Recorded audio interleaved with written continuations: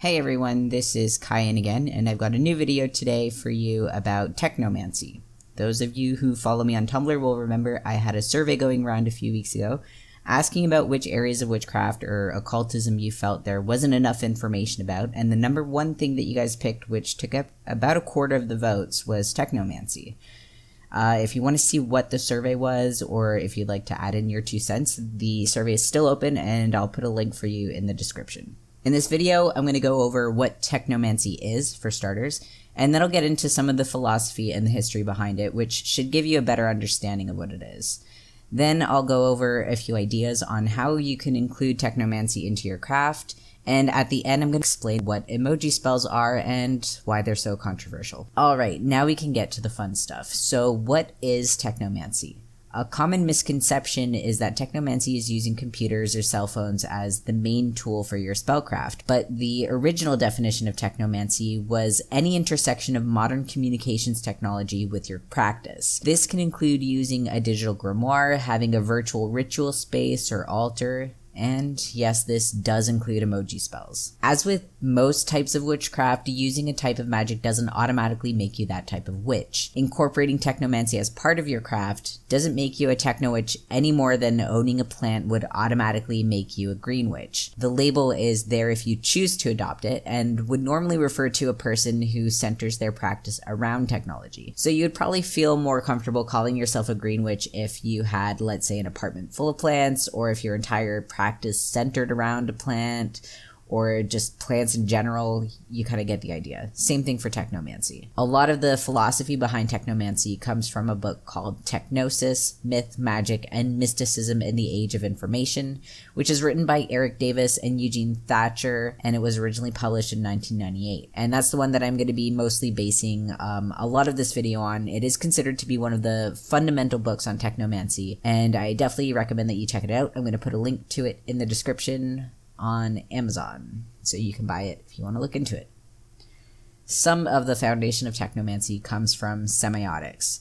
I didn't want to get into a super detailed explanation of what Semiotics are here, but I do need to give a kind of bare bones example so that you can understand how it relates to magic and how that theory kind of specifically translate to Technomancy. It's gonna seem like a bit of a tangent, but just please bear with me and I promise you it will make sense in about 2 minutes. Alright, so meet Anne and Marie. When we think of something, in this case, let's say it's a table, we usually have a pretty specific idea in our mind of what that thing is. Even if we're just using the word table, we're often picturing something that is an average of all the tables that we've ever come across. You're picturing a specific color, size, shape, maybe even texture. How specific your idea is will vary from person to person, and so will the details. Even if everyone knows what the word table means, a lot of information is lost between what you're picturing in your mind and what you're saying out loud. Yes, you could be more descriptive, but what if you only have 1 second to convey your idea? Not to mention that no matter how much time you have and how much information you give, there will always be something missing. After your message has been sent out, there will always be some level of interference or noise. Sometimes literally, like in a crowded room, for example. This doesn't only apply to verbal communication either. You've probably noticed it while texting.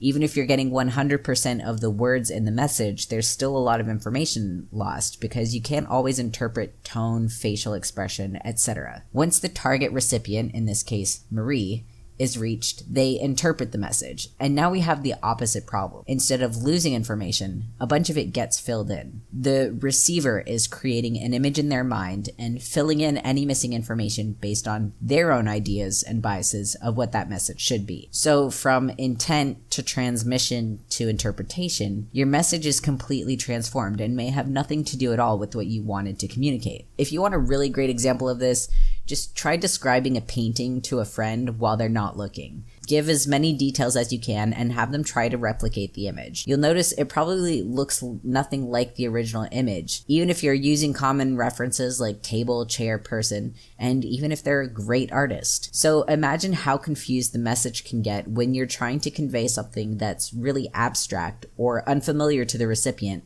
and how that might turn out. Now, we're going to get rid of Marie. Bye, Marie. Now, Anne is a witch, and she's trying to cast a spell. The recipient, in this case, is going to depend on your personal gnosis. So, for the sake of keeping things secular and simple, I'm going to call it the ether. Replace the ether with whatever force you feel you're communicating with when you're spellcasting, whether that be a deity or an energy or the arcane or whatever it is. We put our intent into a spell, which communicates to the ether and hopefully gets interpreted correctly so that we can get the desired outcome. The more information that gets lost in transit, the less effective your spell is going to be. Here's a quote from the book TechGnosis that will tie this all into the basis of technomancy. Both cyberspace and magical space are purely manifest in the imagination. Both spaces are entirely constructed by your thoughts and beliefs. Korzybski says that the map is not the territory. Well, in magic, the map is the territory. And the same thing is true in cyberspace. There's nothing in that space that you didn't bring in. You can draw a lot of parallels between both the functionality of cyber and magical spaces and the individual entities involved. The technomancer takes the place of occultist, tapping into information available online instead of in the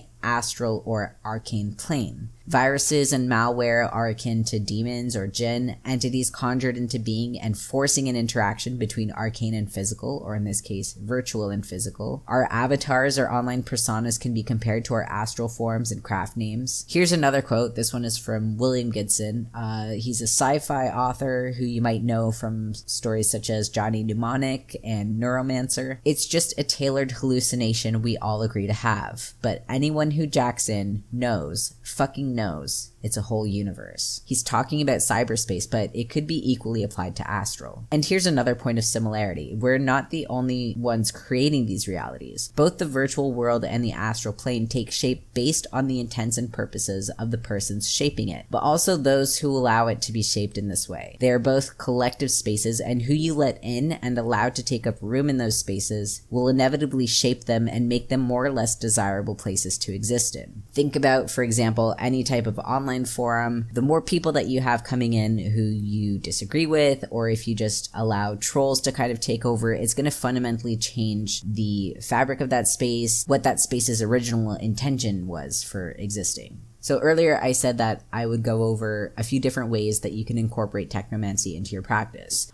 So I already mentioned talking about a digital grimoire. If you want to know more about how to make a digital grimoire, I've actually already done a video on that. I'm going to link it. Another way that you can incorporate technomancy, and one of the really awesome ways that I've seen people incorporate it, is by writing their spells into code. So if you know how to speak any kind of programming language, for example, anything that kind of gives you a more active role than just like formatting and that kind of thing. People using code to kind of write their spells, and they basically just run the code just through a program to kind of like activate it, and they incorporate that as part of their ritual. I think that's such a cool way to use technology to write spells, by incorporating, both the technical side and the arcane side, and kind of reducing that difference or that space between worlds like as much as possible. And that really is kind of the goal with technomancy. You're trying to reduce the amount of noise between the intent that you're putting out there and the receiver, so that these things are as close together as possible to their original definition when they actually finally get to their destination. One of the other really cool ways that technomancy is used, and this is actually one of the main things that Erik Davis was talking about when he wrote TechGnosis, was basically virtual ritual spaces that witches could use from across the world. Instead of having to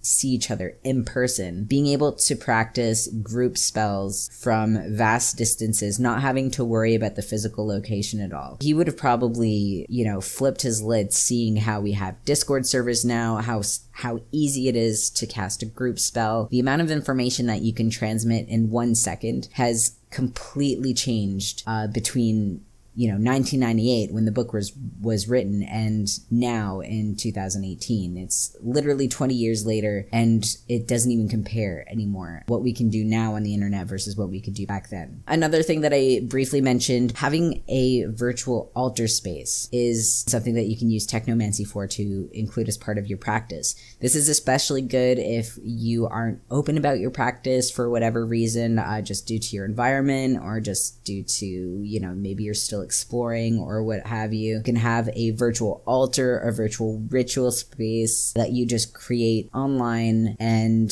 that is where you do your practice. That way also you have the bonus of not having any cleanup after a spell, because all you have to do is close the window. So those are just a few different ways that you can use Technomancy. I'm sure plenty of others that I haven't thought of. Those are kind of the ones that I came up with off the top of my head. I would love to hear any other ways that you found to include Technomancy as part of your practice. If you want to leave a comment with how you incorporate Technomancy, I would love to hear it. And this brings us to the last part of the video. Now, I do want to try and keep this kind of brief because I don't want to get into a huge debate about emoji spells, whether or not they're valid or, you know, all that stuff. I think that's really just personal to whoever is using them, and you know, there's not really anything that anyone can say to delegitimize that.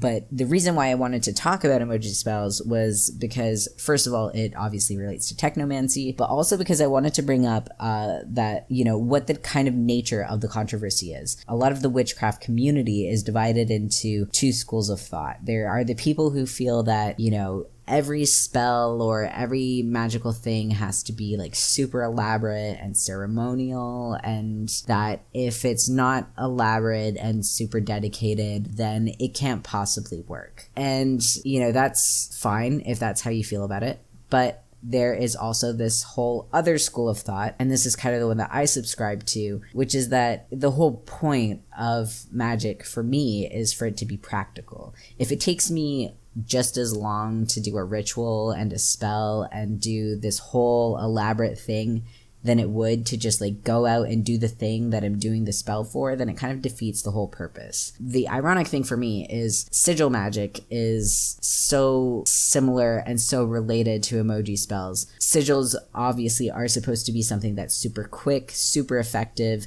does not take long, doesn't cost anything. Yes, though, sigils are supposed to be single use, and they're supposed to be personal if you're following the, you know, chaos magic method of doing sigils. The thing with emoji spells is they very much remind me of Austin Osman Spare's Alphabet of Desire, which was basically supposed to be a series of symbols that you would create that have meaning to you, and that you can then use to create your sigils basically from that alphabet that you've created. And emojis are very much like that. And if the purpose of creating a sigil would be to create it with your focused intent, fire it, and then forget about it, then emoji spells are kind of great for that, because it's very rare that anyone will look at an emoji spell and then retain it. I think the main issue where there might be some discord is they're not actually focusing any type of intent. They're usually just hitting the button without really paying too much attention and maybe not firing it off properly. So, you know, I can see it definitely from both sides. I do just think that there are some interesting contradictions and parallels kind of both at the same time. If you agree or disagree, please don't fight about it or get angry about it. Just, you know, like, be nice about it. I'm not trying to stir up some shit. I just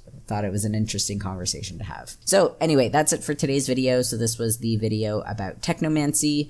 Just as a final note, I have also launched my Patreon, and you probably already know that if you follow me on Tumblr, because I've been posting about it a ton. There are a bunch of different tiers starting as low as $1. You get early access to all my posts, early access to all the videos. There's also going to be exclusive Patreon content. Please check it out.